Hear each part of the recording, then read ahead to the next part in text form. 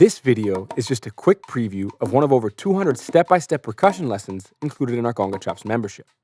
So don't forget to hit like and subscribe, and head over to congachops.com to start your free 7-day trial and check out everything we've got on the site. In this first lesson, we're going to work on some essential patterns and figures derived directly from the Quinto soloing language in the rumba guaguancó that we'll use as the rhythmic foundation for learning how to play a conga solo. We'll also cover some of the basic essential concepts for getting the most out of any pattern or phrase through revoicing and the use of space. Now, we could easily spend several courses solely studying the Quinto drum and its role in many of the different styles pertaining to some of the most prominent groups in the Afro-Cuban rumba genre, such as Los Papines, Los Muñequitos de Matanzas, Yurubandao, Clavo y Guaguancó, or Sain del Monte, and countless others. And it's something that I recommend any well-rounded conguero devote some serious time doing. But for the purposes of this course, and specifically for this lesson, we're going to dive into some of the most common and foundational Quinto phrases and how they can be used as the basis for taking a conga solo in a non-traditional setting, much like the conga solos you hear in a Latin jazz context or in a popular Afro-Cuban derived dance music genre such as son, songo, salsa, or timba. Our main focus in this lesson will be to strengthen our sense of time and pulse, understand how these figures and phrases fit in respect to the clave, and start to get a feel for the structure we'll begin to use to help us develop our musical ideas, all while focusing on using the various sounds of the drum as our vehicle for self-expression. The first pattern we'll work on is widely considered a foundational lock pattern in the Quinto soloing language. Remember that a lock simply refers to any pattern that we can use as a basis to create different variations, fills, and in this case, uses a jumping off point, landing pad, or transition between musical ideas when improvising.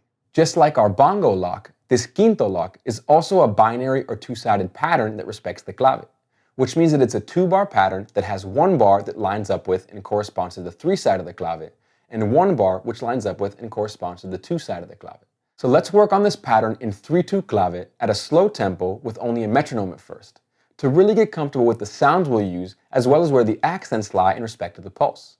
And don't forget that as with everything we'll study in here, it's just as important to sing along with each example in addition to learning how to play them. 1, 2, 1, 2, 3, 4.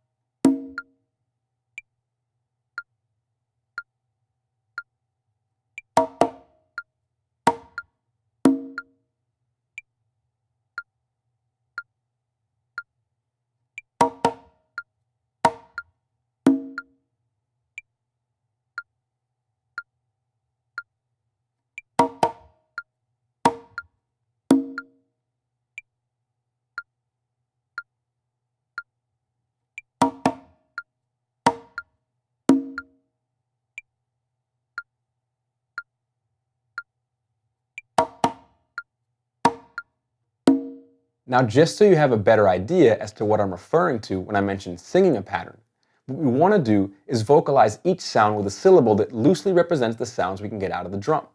Now, there's no standardized way to do this, and it might seem a bit silly at first, but learning to sing and emulate the sounds of the drum can serve as an incredibly useful learning tool for memorization, internalization, and even for studying away from our instrument. You can of course use any syllables or sounds that you'd like to represent each tone we'll play on the conga, but make sure to choose something that emulates each sound of the drum as closely as possible. So let's hear what that same pattern sounds like when we sing it. 1, 2, 1, 2, 3, 4. Chipata, pa, king. Chipata, pa, king. Chipata, pa, king. Chipata, pa, king. So you can hear that I did my best to emulate the sound of the drum with each syllable. And I also innately added some ghost notes using breaths or soft sounds on some of the rest in between the accents, just to help me keep time and help me sing the accents with the right feel and intention, much like I would when I play the pattern. So feel free to experiment with different syllables for each sound, and whether or not you like using ghost notes in between the accents at certain tempos while singing or playing to help you keep time and achieve the right feel. And remember, singing is something that we can and should do to help us master and internalize any figure, pattern, rhythm, and of course melody. And again, make sure to work on each example while maintaining a pulse in your hands or feet while you sing. 1, 2, 1, 2, 3, 4. Chipata, pa, king. Chipata, pa, king. Chipata, pa, king. Chipata, pa, king. As we'll work on later in this lesson, you'll see that we can voice this quinto lock using whatever sounds we'd like. Muffled tones, open slaps, bass tones, etc. But in this last example, we used one of the most common combinations of sounds for the lock. 3 closed slaps followed by 1 open tone. So let's go back to playing this pattern, this time a bit faster over a 3/2 rumba clave. And for now, let's leave 2 bars of rest before repeating the pattern and really focus on listening to how it fits with respect to the clave. Now, if you have any doubts about the different types of claves, how to count them, or what we mean when we refer to the different sides, please take a moment to check out Lesson 8 on understanding the clave from our Conga Fundamentals course. 1, 2, 1, 2, 3, 4.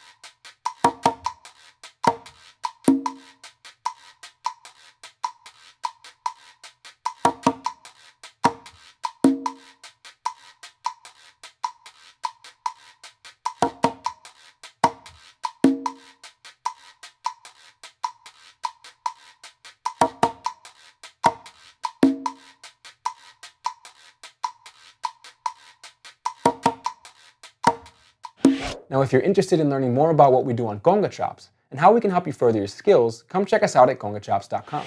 We've got an incredible library of step-by-step courses and lessons, over 10 hours of exclusive practice loops, hand-picked Spotify playlists for each pertinent course and lesson on the site, and an amazing community forum where you can meet and discuss with other members, as well as get one-on-one feedback on everything you're working on.